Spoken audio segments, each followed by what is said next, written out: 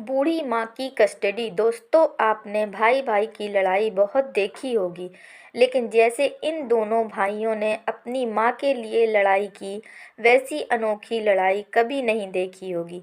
मेरा नाम जेपी शर्मा है। मैं एक जज हूँ।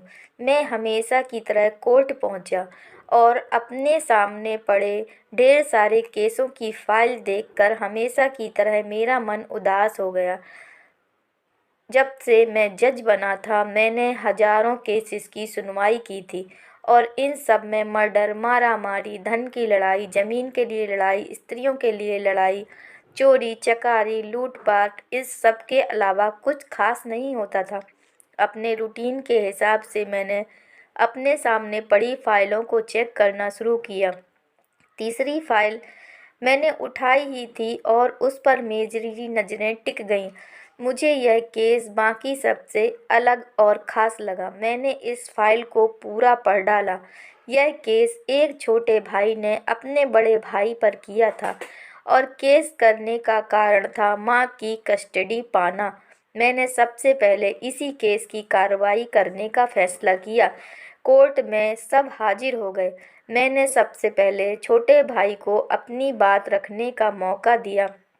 छोटे भाई ने कहा, जज साहब, मेरी उम्र 50 वर्ष है और मेरे बड़े भैया की उम्र 60 वर्ष है। हमारी माँ जो 90 साल की है, वह बड़े भाई के साथ ही रहती है, लेकिन अब मैं चाहता हूँ कि माँ बाकी के बचे वर्ष मेरे साथ रहकर बिताए। माँ की सेवा करने का मौका अब मुझे मिलना चाहिए।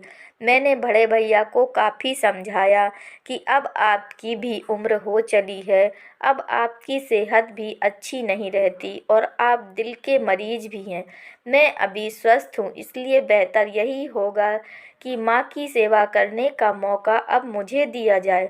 वैसे भी माँ पिछले 40 सालों से उनके साथ ही तो रह रही है।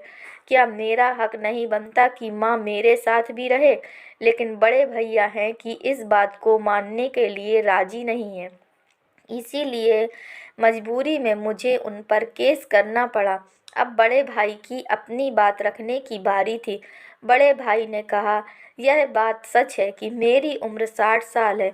यह बात भी सच है कि अब मेरी सेहत पहले जैसी नहीं रहती, लेकिन उतना ही सच यह भी है कि मैं सिर्फ जिंदा रह पा रहा हूँ तो इसीलिए क्योंकि मेरी माँ मेरे पास है। चाहे मेरी सेहत कितनी भी खराब हो, चाहे मेरी ज़िंदगी नर्क जैसी हो, लेकिन मेरी माँ मेरे पास होने की वजह से भरी ज़िंदगी स्वर्ग जैसी बन जाती है। जज साहब, आप ही बताइए कि मैं माँ को अपने से दूर कैसे होने दे सकता हूँ। मैंने बड़े भाई से कहा कि तुम खुद कहते हो कि तुम्हारी सेहत अच्छी नहीं रहती, तो भला तुम कैसे अपनी माँ की देखभाल अच्छे से कर पाओगे? यह भी तो सोचो। बड़े भाई ने कहा, मैं अपनी माँ की बड़ी अच्छे से देखभाल करता हूँ, आप माँ से ही पूछ लीजिए।